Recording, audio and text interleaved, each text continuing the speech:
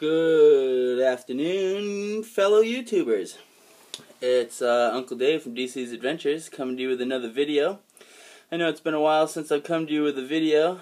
I figured I'd come to you today with a kind of a review video, and I'll do a little channel update at the end here. But the item we're looking at today, you guys probably know I don't really like doing reviews too much. I do reviews on things that I really like and that I think are really a good deal. This product right here I got on Amazon. It costs $28. You can get it from $26 to $30 usually on Amazon. It's called a FloatSack. It's pretty much my new bug out bag right now. It's at least my everyday carry bag. I was carrying that little green REI bag, which I liked. It was really light, but the straps on it just weren't really that good, and they kind of dug into your shoulders and it wasn't that comfortable. But this bag here, it's pretty interesting. I want to talk about it comes with these two straps here. It's all double weld seals on it, and as you can see, roll down top, this pack is 100% waterproof. Alright, which is the reason why I got it. It's a little bit heavier than a bag I usually like carrying every day. It's only about 1.5 pounds, a little bit more than that, empty. It's 600D fabric impregnated with PVC, or coated in PVC. I'm not really sure how they do that process. And the whole thing's double sealed, double weld sealed, which means they melt the two layers together and make a bond that way. I guess I'll quickly talk about a few issues that other Amazon reviewers were putting up as red flags for this product. This product is meant to float when you're canoeing. If you tip your boat and your bag goes in the water, it's supposed to float downriver. That's one of the reasons why it's bright red too. They only come in bright red. And that way, when it falls out the canoe and flows down the river, you can easily spot it once it makes it to shore.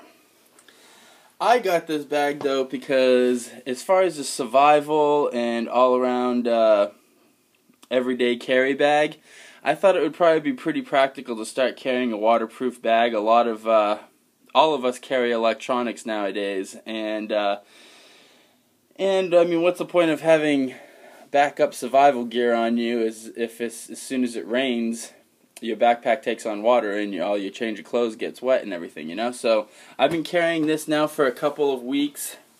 I do like it.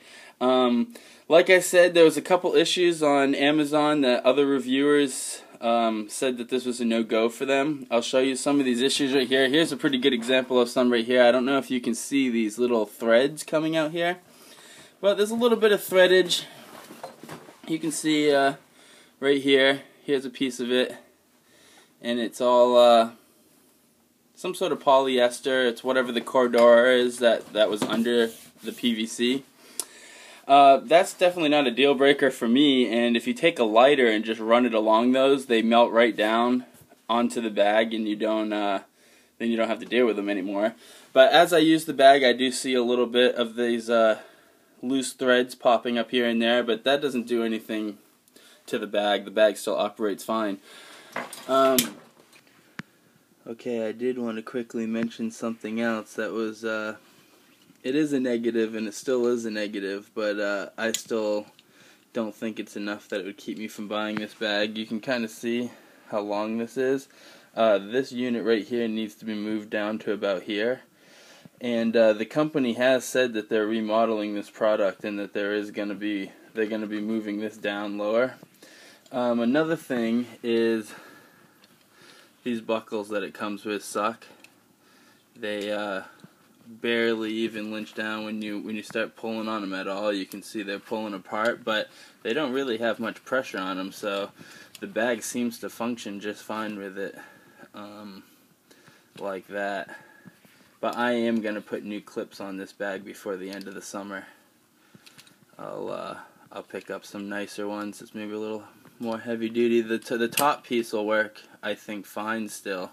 I think it's these bottom pieces that suck too flimsy and crappy. But yeah, that's something to consider, is they do need to move this down, because you're supposed to fold the top 3 times, 2 to 3 times for heavy rain, or you're supposed to have it 4 to 5 times for quick submersion, and like if it's going to be on the river, you want to be able to try to fold this down 5 times. Like, how many times you fold it is going to determine how good of a seal it has. Well, just wanted to add that. This bag too, I mean, as far as talking about a survival bag or a safety bag, not only does it float itself, but it can also be used as a flotation. If you fill it up with air before you roll it down. See how puffy that is? See how puffy that is? This will float. I mean, this will keep you afloat. And if you're a really heavy guy, it might not keep you completely out of the water, but this thing will float. And I mean, you know, to have a bag that all your stuff's waterproof in, plus be able to float downstream with it if you're in a situation, that's pretty good to me. Last week I watched a video of the tsunamis over in Thailand. What year was that? Can't remember what year that happened, but man, talk about a horrific survival situation. All I could think about the entire time I was watching that video is, wow, I need a waterproof bag that floats. So if you ever get caught in a tsunami, at least if you have a backpack on that floats, you have some sort of personal flotation device, which I think could have helped out a lot. Plus, all your survival gear will be dry in the bag once the waters kind of subside. Although that's maybe being pretty paranoid carrying a backpack waiting for a tsunami. I do live right now on the ocean, where my mom lives on the ocean. That's who I've been hanging out over at her place the last couple months, helping her out with my niece and nephew. And I'm getting ready to go back out to the property in the next couple weeks, and I just figured this would be good. I'm going to do some canoeing this summer, and this would be a good bag to have, just so when I'm in the canoe I don't have to worry about all my gear getting wet. And this thing's completely sealed and waterproof. I mean, this can sit in standing water in the canoe, and you're not going to have any water get through to your stuff. 600D, so it's really durable, actually. And there's already a couple scratches from me throwing it around. I'm not being gentle with it. I'm really testing this bag out pretty hard. I like this bag, though. It has no internal pockets. It's just one big bucket on the inside. You know, you got one giant bucket, but I mean, I can fit enough stuff in this bag to go out for the weekend. I mean, I can fit a small summertime sleeping bag, my hammock, and my military poncho. Use that as a tarp, and that's everything I really need to go out for a weekend and have a good time. And I also have a couple Mountain House meals in here. I have my clean canteen and my survival kit and my Condor clean canteen pouch. And I mean, really just my survival kit and the Condor clean canteen pouch with the water filter is all I need for a weekend. So I really like this bag, and at $28 on Amazon, I think it's a steal.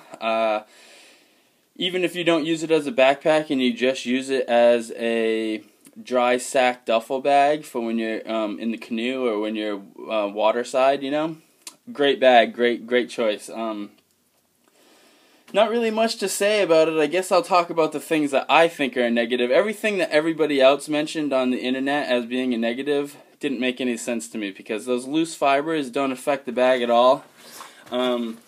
My bag actually came with the straps already on it, the shoulder straps, but I guess a lot of them didn't come that way, and I guess people were having a hard time figuring out how to put the shoulder straps on, but I think it's pretty self-explanatory how you put these things on, so I don't know how people are having a hard time with it. But something I will mention that's pretty funny is I think the company started putting them on at the factory just so they didn't have to deal with the negative reviews about it, and when I got mine, these straps were clearly upside down. I mean, the long part of the strap should be on the bottom. So this part of the strap is resting on your shoulder, and they had it backwards. the company put them on backwards. Clearly backwards. There's definitely no way it wasn't backwards. So that's pretty funny that they went through the effort of putting the straps on and the company didn't even put them on right. That was pretty hilarious to me. But still, not a worry. These straps are thick enough that I've been using this bag and I think it's really comfortable, and I carry about 20 pounds in it, and it's pretty comfortable. The only thing I am worried about is this double weld seal. All these handles and straps and everything are attached to pieces of the fabric that have been sewed on and then double weld sealed to the bag, and that's so no water will run through the stitching into the bag, because it's not actually stitched to the bag. It sticks to this patch, and the patch is welded to the bag. The only thing I'm worried about that is, I mean, double welding is good for keeping water out, but I don't think it's particularly strong for holding straps on bags. And I would usually like to see some sewing, some waterproof sewing that's stitching these things on, like stitching this on here. But we'll see. You know, I'm going to use it a lot this summer, and we'll find out, and maybe I'll give you guys an update on what I think about it. But yeah, that's the FloatSack. You can get it on Amazon.com. Only $28 right now, I think, is what it's listed at right today. And it's a great bag for the price. For $26 to have a waterproof bag that's this durable, pull the trigger, go get it. I think this is a bag you guys need. Alright, anyways, back to the channel and how things are going right now. I know you guys probably are wondering what's up. I haven't seen a video from me for a while. But last summer when I was doing the off-the-grid experiment, I mentioned a couple times on there that I had taken the year off from work, and about beginning of winter that really started catching up to me, and unless I wanted to really spend through all my savings, I had to go back to work and get a job and do some work locally, which in Maine is pretty hard. And the last 6 weeks I've actually been washing dishes at my buddy's place just to make some extra cash, because at the end of April here, actually in only 4 more days, I head out to Brownfield, out to the survival property, to start filming Season 4 of the Off the Grid experiment. We'll be building a platform for the canvas tent. We'll be putting the steel conduit frame in the canvas tent, and after we get the canvas tent on the platform and all settled in, we'll start pulling that old building apart to build the cabin this summer. So it should be an exciting summer out at the property, and should be a lot of videos. I'm going to start uploading videos as regularly as I can. When I'm out on the property, you guys know there is no internet, no power or anything. But my neighbor who lives a mile down the road, I think I can use the internet at her place and do some uploads from there.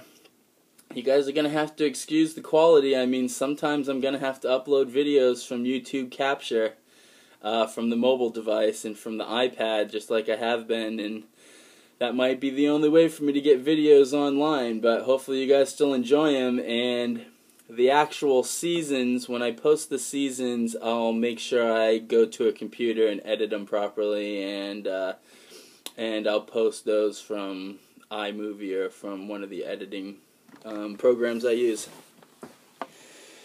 So once again, thanks for your support, everybody, and thanks for your subscription. If you guys enjoyed this video, push the like button.